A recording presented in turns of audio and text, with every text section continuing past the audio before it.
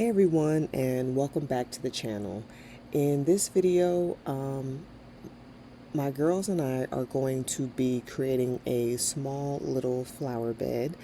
They are always asking to help in the garden and asking me to help with my project, so I wanted to allow them to be a part of something that I was doing that they could assist me with.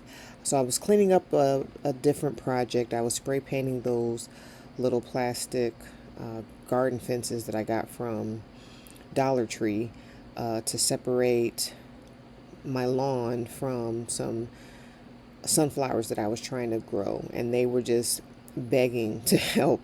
And I wanted them to be able to help and be a part of what I was doing because they always just, want to be helpful and assist me in whatever I'm doing. So I decided to make a little flower bed that they can do themselves. I had some extra flowers left over that I gotten from Home Depot on sale, and I wanted them to be able to be a part of that. So we're going to get some rocks, we're going to spray paint them, and then we're going to dig up some holes in the ground and plant the flowers and then put the rocks around them, and just allow them to be a part of everything I'm doing. I know they love this, and they were so excited and they had so much fun. So I hope you guys enjoy the video.